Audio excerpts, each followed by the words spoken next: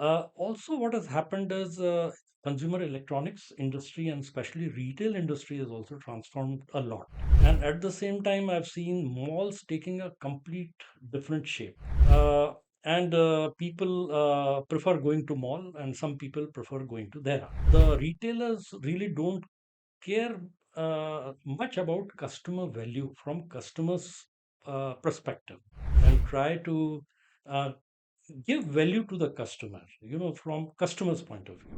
Morning, sir. Morning. Welcome to our first series of podcasts that we plan to run with Ginni for the benefit of our staff, for our consumers. Yes. Before I go ahead with this podcast, Mr. CK Sharma is the MD and CEO of Ginni and he's the leader of the group and working in UAE for many years. And before I go further, I'd like to ask you to briefly tell about your background. Thank you, everyone, and thank you, Matthew. And of course, I should introduce Mr. Mathew is our Vice President for retail and online business, and we so far had a very great journey. So Thank you. thank you very much for that. Okay, so basically, I've spent more than 40 years in consumer electronics industry. I worked in India with companies like Philips, Electrolux, Voltas, and had a stint in Nigeria also in electronics. So I came to UAE in 2004, and since I have been in electronics industry, in this journey of more than 20 years, I've seen Dubai transform radically. I've never seen such thing happening anywhere in the world. When I came, it was more Dehra focused business, and Dubai was more price sensitive, and it was known for very, very good prices. And then it started moving to mall business, and everything changed. And I've seen all metro coming here, Burj Khalifa being built. But in such a short period, this country has transformed completely. Also, what has happened is consumer electronics industry and especially retail industry has also transformed a lot. Normally, what I've seen elsewhere in the world, it's a gradual transformation. But here, what I see is Dehra remains where it is. They are still very competitive, priced, but of course, they work on very low infrastructure. And at the same time, I've seen malls taking a complete different shape. And people prefer going to mall, and some people prefer going to Dehra. And of course, we are distributors of Samsung for last 10 years. What I realize, even with the online coming, like now Amazon is there, Noon is there is still a lot of gap. And unfortunately, the retailers really don't care much about customer value from customers' perspective.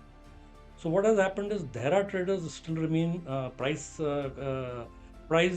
based, or they focus more on price, but low on service or after sales service, and the quality of service to the customer. On the other hand, what happens is very, very large electronic stores who are based in malls, and expensive malls, malls like Dubai Mall, or Emirates. Mall of Emirates, which are very expensive. Thank you, sir, for that background that you've given me, basically to our staff as well. So why retail now? What made you come into retail when the market is so matured and everything? Why did you decide, or why has Guinea decided to come into the retail market? We look at from customers' point of view, and try to uh, give value to the customer, from customers' point of view. So we decided to go omni channel. That is, of course, we are already there in wholesale, and we deliver to a lot of retailers in Dehra and other places in UAE. We decided that we'll also build shops. But these shops, we thought and we planned a lot. We build in such a way that they have mall experience, and yet they are not at very expensive malls. And they are also not in very crowded malls. So the whole concept of mall to me is, people get easy parking, people get the food, they can see cinema, or kids can play, and at the same time they can shop. So this point was kept in mind when and is in our mind when we are making our showrooms in the malls. We have gone to little lower malls which have less crowd, but they have all mall experience. We are in Dehrawan, we have gone to a mega mall in Sharjah, we have started in Reef Mall, and very soon we will be in Silicon Oasis Mall. So we have kept two, three things in mind. One is proper mall experience with good parking and everything there, and at the same time we are trying to cover the geographies as much as possible. So with this, what happens is also what we have done is we have focused on mobility experience. So most of the big retailers who are in malls, they look for a wider spectrum. So they will sell white goods, they will sell televisions, and also sell mobiles. To me, mobile is a little personal thing. The user of a mobile is not same user. Mobile is primarily a personalized product. So we have built all our showrooms around mobility.